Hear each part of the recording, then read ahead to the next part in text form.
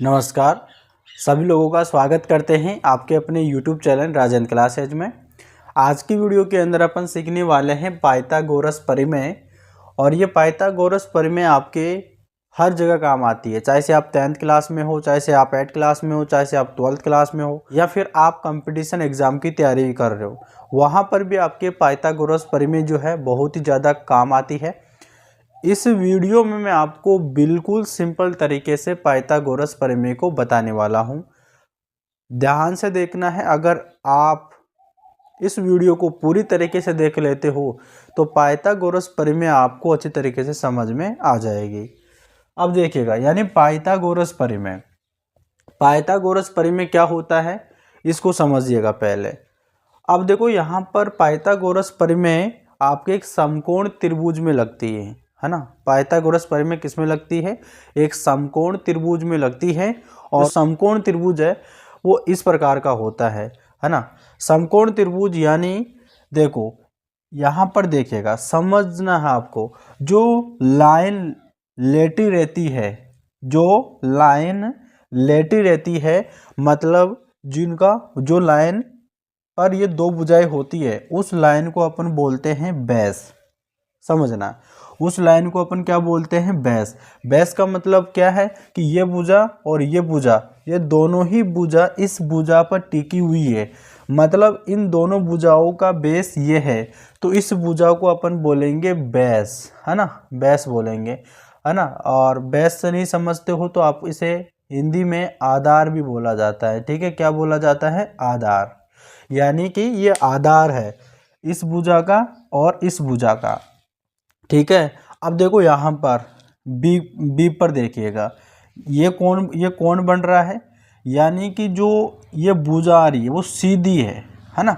यानी जो इस बेस पे ये भुजा टिकी हुई है, मतलब कि वो एक तरह से वर्टिकल है, यानी एक तरह से सीधी है।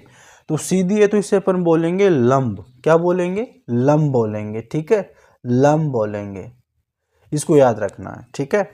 और यहाँ पे देखिएगा, ये जो कोण बनता है वो 90 डिग्री का बनता है। समझना, एक सीधी लाइन है और सीधी लाइन हमेशा कोई तरह से इन पे लेटी लाइन है, ठीक है। जो बेस पे कोई भी सीधी लाइन हो तो उनके बीच में 90 डिग्री का कोण बनता है। तो यहाँ पर ये जो होगा वो 90 डिग्री का कोण होगा, ठीक है। और हमेशा 90 डिग्री के कोण के सामने जो लाइन है उसको अपन बोलते हैं कर्ण। क्या बोलते हैं? कर्ण, ठीक है।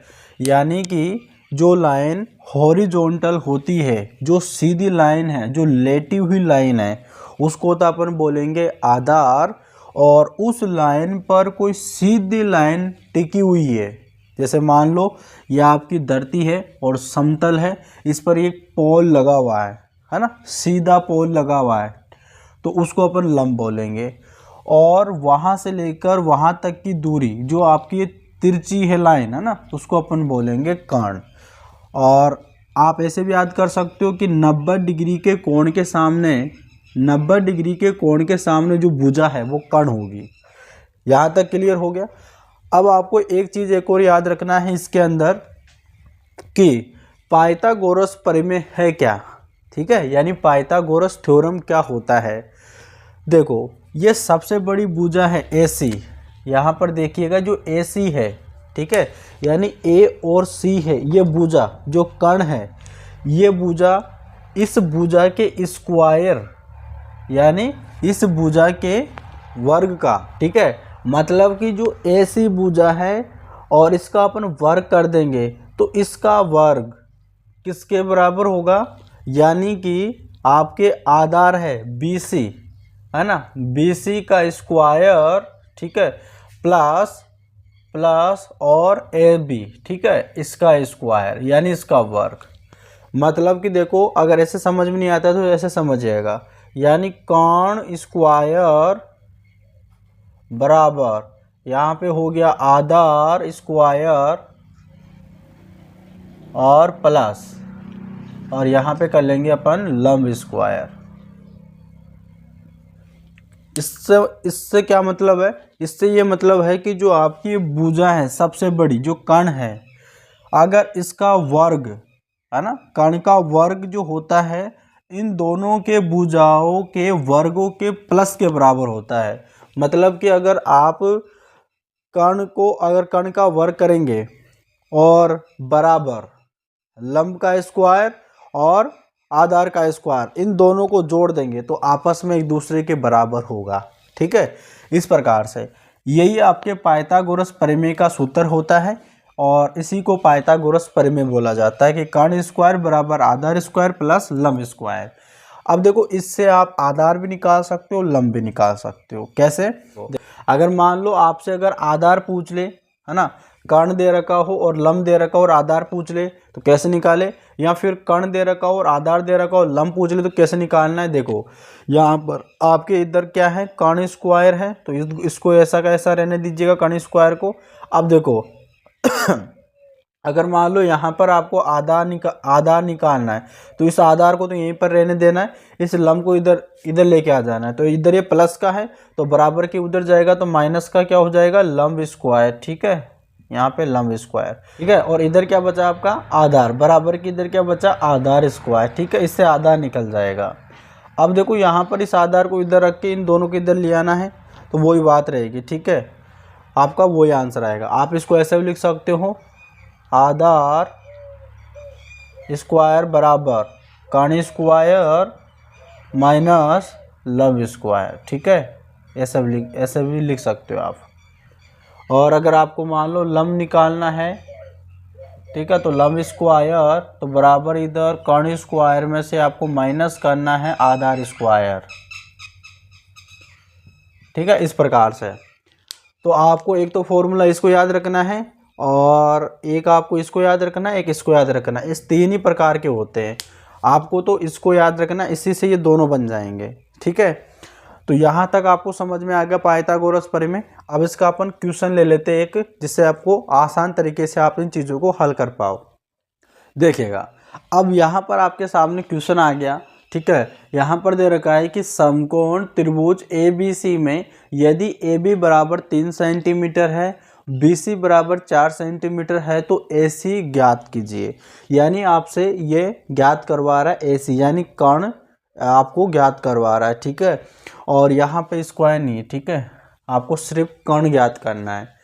देखो AB आपकी भुजा 3 सेंटीमीटर है, BC भुजा आपकी 4 सेंटीमीटर है, तो आपको क्या निकालना है, कर्ण। तो कर्ण कैसे निकालते हैं, देखो पहले होता है कर्ण का सूत्र कर्ण स्क्वायर बराबर, इसका अपन करते हैं आधार स्क्वायर प्लस और यहाँ पे लंब स्क्वायर। ठीक है, ये होता है।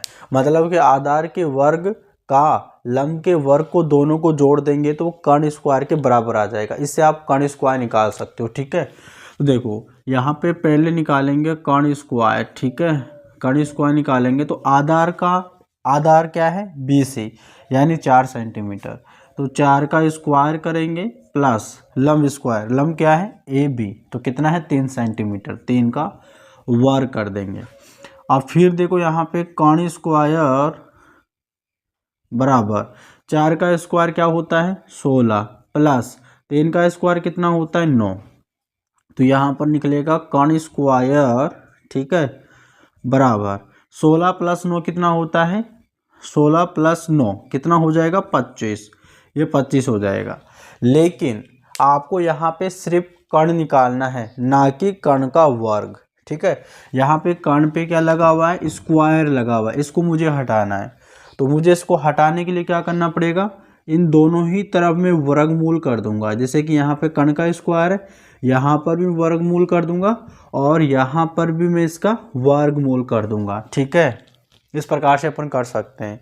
अब देखो यहाँ से रूट से ये स्क्वायर कट जाएगा और 25 का जो वर्गमूल होता है वो यहाँ पे 5 हो जाएगा। कितना हो जाएगा, 5 हो जाएगा। ठीक है, ये इस प्रकार से आपका कर्ण निकल जाएगा, यानी कर्ण कितना हो जाएगा 5 सेंटीमीटर।